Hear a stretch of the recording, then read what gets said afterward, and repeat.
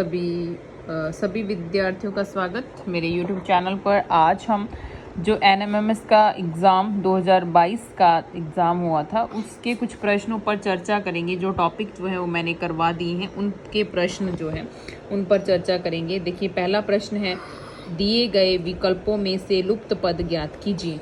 उसका पहला प्रश्न है 1, 3, 1, 9 और 1। फिर उसके बाद आगे वाली संख्या जो है वो आपको बतानी है। तो देखिए कैसे हल करना है इसको। देखो, पहले 1 और तीसरा नंबर 1, फिर पांचवा नंबर भी 1, और यहाँ 2 सीरीज़ है। मैंने कल 2 सीरीज़ वाले प्रश्न आपको करवाए थे। और दूसरी जो सीरीज़ है 3 को 3 से गुणा करेंगे तो कितना आएगा, 9। अब 9 को 9 से गुणा करेंगे तो कितना आएगा, 81। तो इसका क्या उत्तर आ जाएगा, देखिए 81। 2 नंबर विकल्प जो है इसका उत्तर है। उसके बाद देखिए दूसरा जो प्रश्न है उसमें देखो 2, पहले 2 है, फिर 4 और फिर 12 है। तो 2 दूनी 4, 4 तिये 12, यानी इसको तो 2 से गुणा किया, इसको 3 से किया। अब 4 से करेंगे तो 12 चौके कितना होता है, 12 चौके होता है 48। तो इसका उत्तर कितना आ जाएगा, 48 उत्तर आ जाएगा। ठीक है, तो 48 कौन सा ऑप्शन है, तीसरा ऑप्शन है। उसके बाद तीसरा प्रश्न देखिए, इसमें 3 है, फिर 9 है, फिर 15, फिर 21। 3 में अगर हम 6 जोड़ें तो 9 बन रहे हैं, 9 में 6 जोड़ें तो 15, और 15 में 6 जोड़ें 21, 21 में 6 जोड़ें तो कितना बनेगा, 27 बनेगा। तो ये उत्तर है। जो ये प्रश्न है ना, ये वाले सीरीज़ वाले जो मैंने कल लास्ट में आपको एक वीडियो में थोड़ा सा बताया था, इसमें आप क्या करोगे, एक ऑप्शन आप लिख कर देख लीजिए इसके अंदर। ठीक है, जैसे मान लो कि मैंने पहला ऑप्शन लिख दिया, जैसे RP, फिर मैंने लिख दिया J, क्या लिख दिया, RP, फिर लिख दिया J लिख दिया। J के बाद फिर मैंने दूसरे में लिख दिया R, क्या लिख दिया, R, फिर तीसरे में लिख दिया R, फिर चौथे में लिख दिया P। अब हमें चेक करना है कि क्या ये एक श्रृंखला बन रही है। तो देखो RPJ डबल P, फिर RP, तो RP आ गया, PR आ गया है। तो R के बाद R आना चाहिए, यहाँ तो R आ ही नहीं रहा, और यहाँ भी R के बाद R आ गया, तो ये गड़बड़ है। ऐसी सीरीज़ जो हैं आपको जब आप आंसर फिट करेंगे तभी आपको समझ आ जाएगी। जैसे आप अलग से जो है पेपर जब आपका हो तो अलग से इसके 4 कॉलम 4 बार इसको लिख कर रख लें। ठीक है, 4 बार लिखने के बाद इसको फिर हल करें, उसमें ऑप्शन भरकर देख लें, तो फिर आपका जो सवाल है वो आसानी से हल हो जाएगा। जैसे देखिए मैं आपको अभी जो है करके दिखा रही हूँ, J के बाद डैश और PJPR। ठीक है, ये देखिए इस तरह से आप लिख के रख लीजिए। फिर उसके बाद इसमें ऑप्शन भर दीजिए। जैसे मैंने भरा J, फिर P और फिर P भर दिया। अब देखो RPJPPJ, ठीक है, फिर P, फिर R, फिर देखो यहाँ तक आ गया। अब देखो दोबारा से ये वहीं शुरू हो जाएगा, RPJPPJPR। देख लो 2 बन रहे हैं, RPPJJPPPPJJP और R। ठीक है, तो 2 एक जैसी सीरीज़ जो हैं आपके पास बन गई हैं। तो बस आपने करना क्या है कि जो खाली स्थान है उसमें जो आपके द्वारा दी गई नंबर हैं, जो ऑप्शन में दिए गए हैं, उनको भर के देख लेना है चारों में। आपको आइडिया हो जाएगा कि कौन सा इसका उत्तर होगा। तो जैसे इसका उत्तर नंबर क्या है, 2 है जो मैंने अभी भरा आपको दिखाया। उसके बाद देखिए MNNP, NNP, NP और NNP। तो इसमें अब हम चेक करेंगे, तो पहला ऑप्शन चेक करते हैं। तो MNNP, फिर यहाँ लिख देंगे, मान लो M, यहाँ क्या लिख देंगे,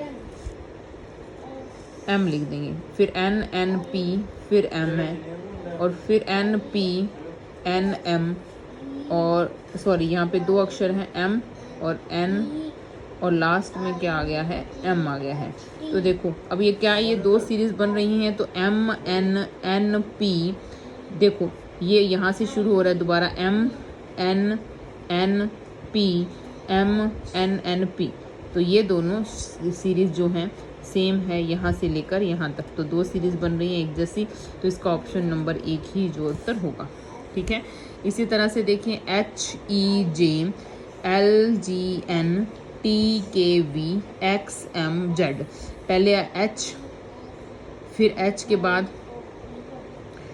बाद क्या आया है E, फिर J, फिर L G N।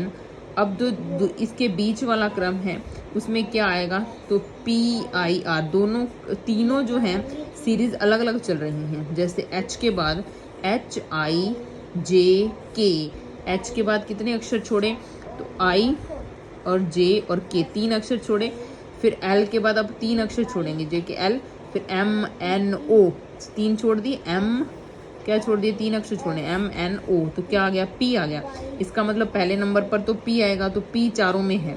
उसके बाद देखिए E के बाद क्या आया, EFG, तो G 1 अक्षर छोड़ना है, E के बाद F जोड़ा तो G आ गया, फिर G के बाद 1 छोड़ेंगे यानी H छोड़ेंगे तो I आ जाएगा। I इन तीनों में मिल रहा है, यानी इन तीनों में कोई उत्तर होगा, ये तो कट गया। उसके बाद देखिए JK L, K छोड़ा, L छोड़ा, M छोड़ा, 3 छोड़ दिए, फिर NOPQ, तो क्या आ गया R, तो ये उत्तर है। ठीक है, इस तरह से आपने हल करने हैं।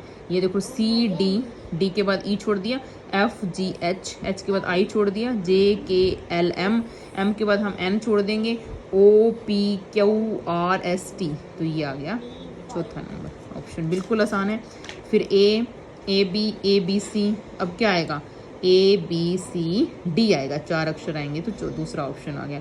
अब देखो ABC, फिर BCD है ना, 1 अक्षर आगे आ गया। अब ये आगे बढ़ रहे हैं ये वाले क्रम, लेकिन ये पीछे जा रहा है, देखो ZYX, तो 1 अक्षर पीछे जाना है, तो 1 अक्षर पीछे जाएंगे तो क्या लिखेंगे, YXW, तो इसका उत्तर आ गया पहला।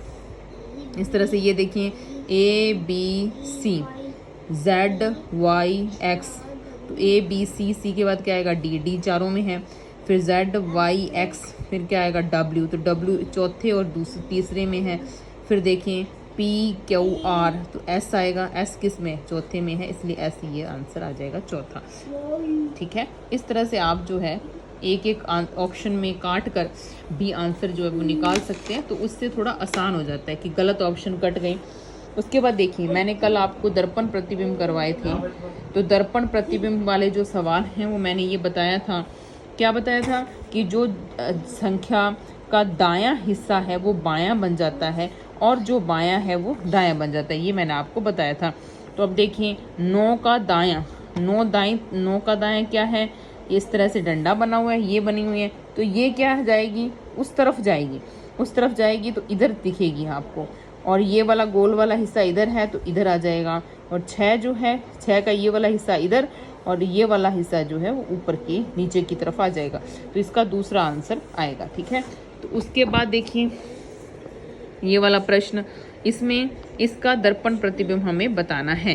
तो दर्पण प्रतिबिंब में क्या होता है कि बायां हिस्सा दाईं तरफ और दायां हिस्सा कहाँ हो जाता है, बाईं तरफ, तो ये दाईं तरफ है तो ये पलट कर उधर चला जाएगा। फिर ये दोनों, इन दोनों में क्या है, ये जो पत्तियां बनी हुई हैं वो इस तरफ मुंह करके हुए हैं, लेकिन जब हम इनका दर्पण प्रतिबिंब निकालेंगे तो इनका मुंह किधर हो जाएगा, इधर हो जाएगा, तो यानी इसका उत्तर क्या आएगा, तीसरा ऑप्शन जो है इसका उत्तर आएगा। उसके बाद देखिए P और T का दर्पण प्रतिबिंब आपको निकालना है, तो पहले तो T से ही शुरुआत कर लेते हैं, T से शुरुआत कर लेते हैं। तो T का दर्पण प्रतिबिंब चेंज नहीं होता, ये मैंने बताया था कि जिन अक्षर में बीच में लाइन खींचने पर बायां और दायां पक्ष एक जैसे आपको दिख रहे हैं उनमें कोई भी परिवर्तन नहीं होता। T है तो T में देखिए दायां और बायां पक्ष एक जैसे होते हैं, तो T का दर्पण प्रतिबिंब वही रहेगा जो है, ठीक है, लेकिन ये दाएं से बाएं हो जाएगा, तो ये सबसे पहले आएगा। उसके बाद देखिए R जो है, R का दर्पण प्रतिबिंब क्या हो जाएगा, तो R का दर्पण प्रतिबिंब जो दाईं तरफ है वो बाईं तरफ हो जाएगा और जो बाईं तरफ है वो दाईं तरफ हो जाएगा, यानी R का दर्पण प्रतिबिंब ये बनेगा। लेकिन इसमें तो किसी ऑप्शन में हमें ये दिख नहीं रहा है। और P का दर्पण प्रतिबिंब, तो P का दर्पण प्रतिबिंब ऐसा बनेगा, वो भी नहीं दिख रहा है, तो इसका जो आंसर है वो नहीं है। यहाँ स्टार लगा हुआ है आंसर के कॉलम में भी, इसका मतलब ये जो प्रश्न है थोड़ा गलत है। ठीक है, अब देखिए नेम, तो इसमें देखो ई जो है वो पहले नंबर पे आएगा, और ई जो इधर से कटेगा, देखो इधर से है ना, ऐसे बना होता है ई। तो ई के जो इधर वाले हिस्से हैं वो किधर हो जाएंगे, अब इधर हो जाएंगे। तो ई इधर कहाँ बना हुआ है, एक तो पहले ऑप्शन में ही बना हुआ है बस, उसके अलावा कहीं नहीं है, इसका मतलब ये आंसर होगा। तो एक ऑप्शन से भी आपका आंसर जो है निकल सकता है। इस तरह से आप ऑप्शन को देखकर जो है वो आंसर निकाल सकते हैं। 25वां क्वेश्चन आप कर लीजिए। अब देखिए हमारे दर्पण प्रतिबिंब वाले क्वेश्चन की पेपर के थ्रू रिवीजन भी हो गई है। 2022 का ये हमने पेपर किया है, और लुप्त अंकों को ज्ञात करने वाला ये रिवीजन भी हो गया है। अब नेक्स्ट वीडियो में आपको ये पासे के जो प्रश्न हैं 26, 27, ये भी कुछ प्रश्न आते हैं 5, 6 पासे से संबंधित, और एक आते हैं कि चित्र कोई भी बने हुए हैं उसमें, जैसे त्रिभुजों की संख्या, ज्यामिति के किसी भी रूप की आपसे संख्या पूछ सकते हैं। उसके बाद ये वाला जो प्रश्न है, निर्देश में किसी अलग अलग वृत्त को शो कर रहे हैं सब्जेक्ट्स, ये मैंने आपको करवा दिया है। आप इसकी प्रैक्टिस जो है वो स्वयं कर सकते हैं, वीडियो को पॉज करके आप देख सकते हैं। उसके बाद ये दाएं और बाएं वाले प्रश्न रह गए हैं, ये करवाएंगे आपको। फिर ये प्रश्न आकृतियां देखिए, ये भी हमने कर ली हैं, आप इनको हल करने की कोशिश कीजिए। ये 2022 का जो है वो पेपर है, पहले क्वेश्चन को हल करें, उसके बाद उसका आंसर देखें, ताकि आपको ये समझ आए कि हाँ आप पेपर में कर सकते हैं या नहीं कर सकते। डायरेक्ट अगर आप आंसर देख लेते हैं तो हाँ ऐसे हो जाएगा, ये हम सोच लेते हैं, तो ऐसा नहीं करना है। पहले क्वेश्चन कीजिए, उसके बाद उसका आंसर जो है उसको मैच कर लीजिए, ठीक है। बाकी जो प्रश्न रीजनिंग के हैं वो मैं आपको 4-5 दिन में करवा दूंगी। ये हमने कल कर लिए थे, 86 से लेके 87, 88 ये मैंने आपको कल बताए थे। सांकेतिक रूप में कैसे लिखा जाता है ये प्रश्न भी आपको कर लेने हैं, ठीक है। इस तरह से हमारा बहुत सारे टॉपिक कंप्लीट हो गए हैं थोड़े से दिनों में, और बाकी जो रह गया है वो मैं धीरे धीरे आपको 2-4 दिन में करवा दूंगी। उसके बाद हम मैथ शुरू करेंगे। कई बच्चों के जो कमेंट आए थे कि मैथ है क्या एनएमएमएस में, तो बिल्कुल एनएमएमएस में मैथ भी आती है, साइंस के प्रश्न भी आते हैं 30, और 30 प्रश्न जो हैं वो सामाजिक के भी आपको देखने को मिलते हैं, और 30 प्रश्न जो हैं वो गणित के भी आपको देखने को मिलते हैं। बिल्कुल बेसिक प्रश्न होते हैं गणित के, कोई मुश्किल प्रश्न नहीं होता। किसी भी जो टॉपिक है उसके बेसिक पूछा जाता है, ये नहीं कि बहुत डीपली आपसे प्रश्न कोई पूछा जाएगा। इसकी भी मैं आपको प्रैक्टिस करवा दूंगी थोड़े दिनों में, ठीक है। धन्यवाद।